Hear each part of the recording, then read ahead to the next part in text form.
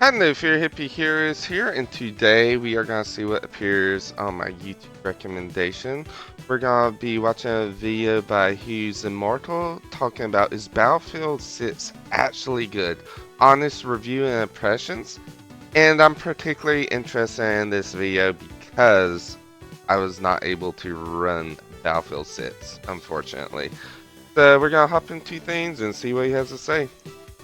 If I don't fast forward. There we go. Ladies and gentlemen, hey, hi, how you doing? Welcome back to the channel. Thank you so much for stopping by. The Battlefield 6 beta has been ongoing for a couple of days now, and I have sunk so much time into this game. Basically, every minute that I've had that I haven't been working on Call of Duty videos or Battlefield 6 videos, I've been playing Battlefield 6 with the beta here. Absolutely having a blast. And today, I wanted to give you guys my honest thoughts, my initial impressions upon playing this game for the very first time. Of course, I've got some good, some bad here. I want to say outright, we'll start with the good things here, what I'm really enjoying about this game, then we'll shift over into some things that I'm a little bit more on the fence about, some things that I don't love that much. But outright, I would say as far as I can remember, this is probably the best beta experience that I've played in terms of what this game is. Obviously, we don't have the full maps available. Not all the weapons and attachments and everything is available here. We're playing a limited experience, but from what this game is, how it feels, how it plays, one of the most polished betas I can remember. You know, when you go back to other COD betas, there's bugs and glitches galore. And that's not to say this is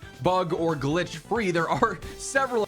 Okay, I will interrupt them. I don't believe it's one of the most polished because my computer is still pretty dang new. I got me a 4060 along with like a 3700 CPU, and my motherboard is not that old, and I cannot even boot it up because of a BIOS issue.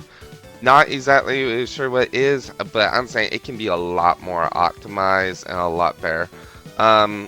It did look nice in that the amount of storage it takes up is less, so I'm happy for that. But if you can't even boot it up, I feel like it could be a whole lot better. But let's see what it's actually like when you actually have the chance to play it.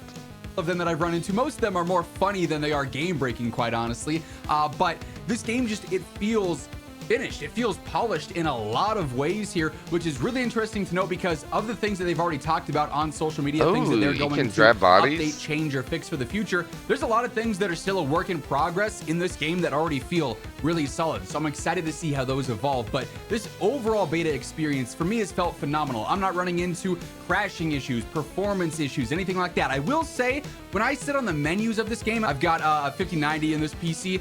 This game makes my computer on the menus feel like it's about to launch into outer space for some reason, but other than that, this game feels absolutely phenomenal with 5090. for a beta. But focusing on the general good things, my positive takeaways from my beta playtime thus far, this game feels alive, and I think that's sort of the purpose of Battlefield with a lot of the dynamic elements of gameplay here. The map is constantly evolving. There are so many different features with this game, whether you're playing bigger maps with Conquest, Breakthrough, where there's vehicles going on, or even if you're playing some of the smaller maps, Domination, King of the Hill, it's always evolving because of the destruction. You throw nades, you shoot some RPGs in certain directions, and suddenly a building is no longer there, and there's a brand new line of sight, or there's jets flying overhead, and the sound is utterly insane. Like, this game constantly feels like you are fully in it, and it's very immersive, and I love that. It looks very good. Just kind of mentioned it there, but audio in this game also really solid. I like Not the just snowy like mountains the in the gunfire background sounds, a the lot. vehicle sounds, how immersive that feels. I hear footsteps a lot. Now, it's not perfect. I think there is some fine-tuning needed, but when I go and I play this game and I'm like, okay, I can hear footsteps. I hear there's guys above me here. I know probably sounds like there's 2 or 3 of them. I can get that in this game right away, basically without tuning anything with my audio settings. Not the same over in Call of Duty. It is a 50-50 toss-up of whether or not I'm actually hearing footsteps correctly, right? So audio in this game feels alive. The gameplay feels alive. The world feels alive, and I love that. Kills in this game feel rewarding, and maybe this is part of the honeymoon phase of this game. It is something different than Call of Duty, which we're so used to playing here on the channel, right? But everything I'm doing in this game feels rewarding. When I'm getting a couple of sniper one-shots back to back to back, I feel like I'm really providing for the team. When I go through and I wipe a team from a choke point, or I go through and I use my C4, I blow up a tank, or I take a jet out of the sky, everything I'm doing there feels rewarding. It feels like you're contributing to the team in a lot more of an impactful way than just simply slaying, which is what you do a lot of in Call of Duty. And you can have that approach here, you know, run assault, be the the top frag in the game and help your team out that way. and that's also incredibly rewarding. Like, everything has an objective, everything has a play style and a niche, and all of it is tracking towards that larger goal. And I really like that more team-based element of pretty much all the modes here, and it feels good when you know that you're doing things helpful on the battlefield, no pun intended, right? So I do really enjoy that aspect of it as well. And I also really like the valuable skill gaps in this game. This is not a you pick it up and right away you're gonna be fantastic at everything. You want to pilot a jet, it's going to take a lot of time to learn those controls, learn the feel, learn how you have to engage with enemies and navigate the map. Same deal with helicopters, same deal with other vehicles in the game. If you want to really maximize your efficiency there, you have to put in the time and learn that stuff and really get on top of that skill gap. It's not a you pick it up and, oh, this is just the easiest thing. I dropped 100 kills because I got the jet spawn one game. It's like, oh, I didn't initially crash into the side of a mountain with my helicopter this game because I'm finally learning what to do, right? So I like the valuable skill gaps there. The gunplay has its skill gaps, obviously with headshots heavily favored in a lot of situations here. Accuracy in this game being so valuable, especially with limited magazine counts. They're not too crazy or anything. Like, you're oftentimes getting that one kill, reloading, dipping behind cover, playing it a little bit more tactically. And that's not to say it's slow because of that. It's not like gameplay is monotonous and There's one complaint I have heard about Battlefield. I heard that a lot of people find it slow with the respawn mechanic, and that's one thing I've been waiting in this video to see, is I want to see how long it takes for you to respawn back into the match, because with like Battlefield 2042, I felt like it took forever for me to actually spawn back. And I really dislike that part about Battlefield.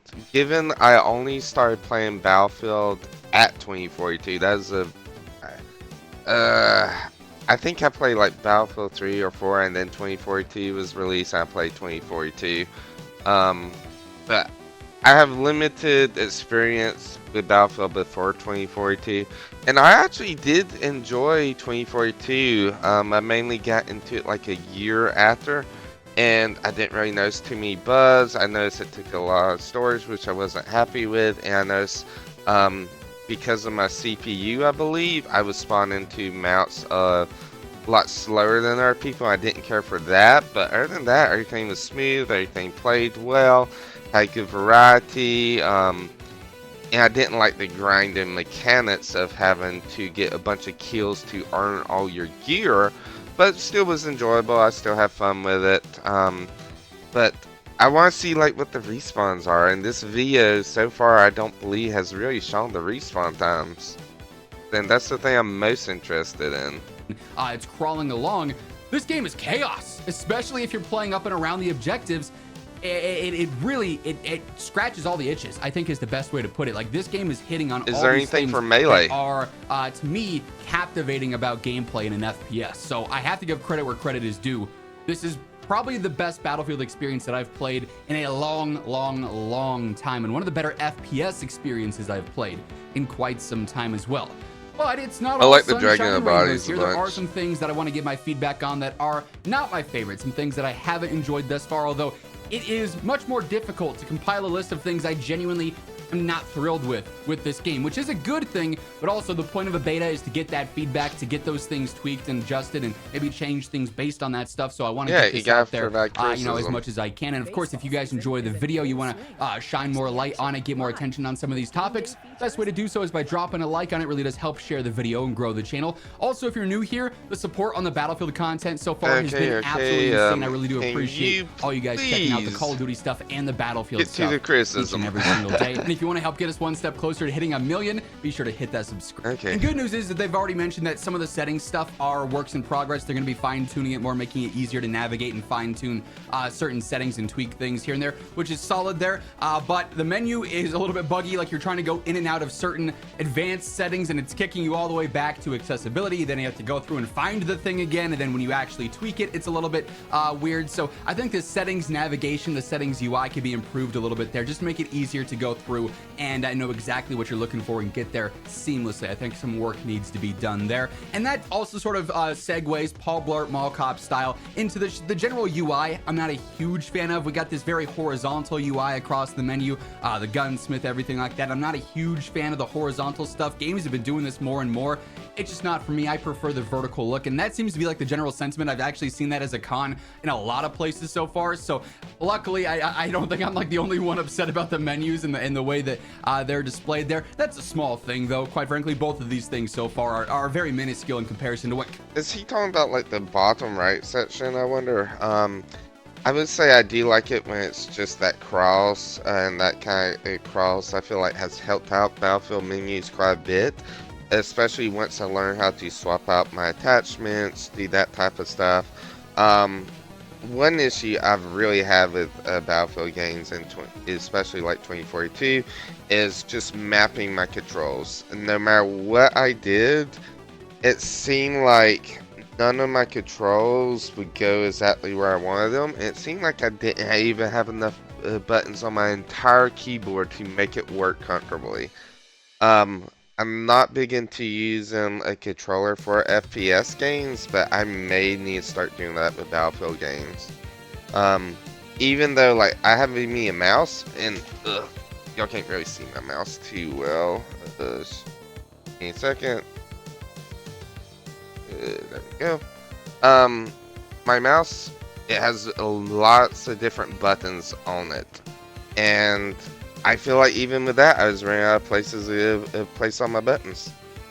Could be much larger issues. I've primarily played this on controller so far. I am a hybrid player when it comes to Battlefield, so I switch up constantly. It probably works out more on controller. But I've really tried to play this first weekend of the beta a lot on controller, because jumping in at first, the game feels really clunky on controller.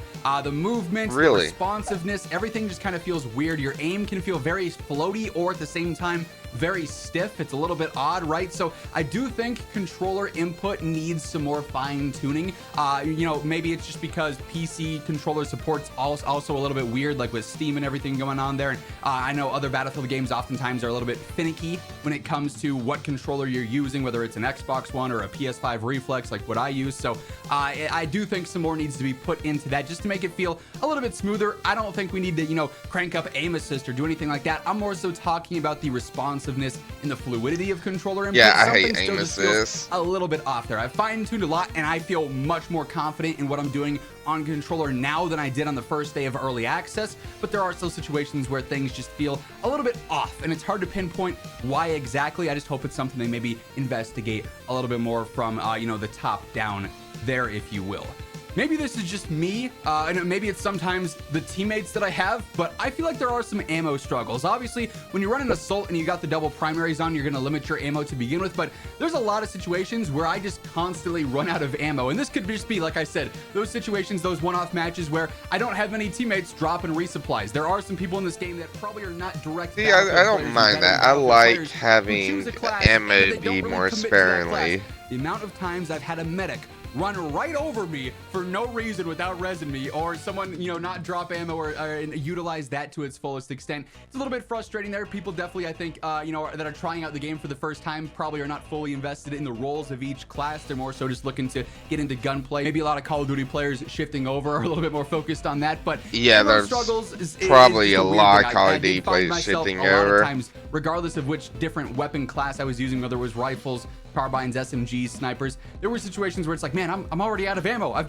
gotten 3 kills and I got nothing else going on here. You know, what's up with this? Now I got to go and hunt and try and get a resupply somewhere. So I'd like to see maybe that tweaked a little bit here. Then also there is some balancing stuff that luckily the devs have already confirmed is going to be updated and adjusted in the future, because the whole double launcher meta, being able to run an RPG and a Stinger on the same loadout there with basically having full ability to take out the ground vehicles and the air vehicles at once and just spam those rockets. Probably a little bit too powerful there. For that does seem very strong. Of course, that shotgun, especially on assault, rocking a rifle and that shotty is kind of crazy. Maybe we don't let the shotgun be fully usable on assault, or its damage profile gets adjusted, because that thing is just absolutely disgusting up close. I think all my best clips outside of like a few sniping clips here and there from this beta are me running around with a rifle, getting a couple of kills, and then pushing a building with that shotgun and getting like 3 or 4 more. I feel unstoppable with it, and don't get me wrong, I've had a blast with it, but I'm trying to look at this from an objective POV, and I do think that shotgun balance, at least with the, you know, double primary meta in place, is probably a little bit broken, a little bit overpowered there. But like, I don't think I would really enjoy double primaries. I like having a primary and a secondary. Maybe that's just me being classic, but I feel like no games really has double primaries.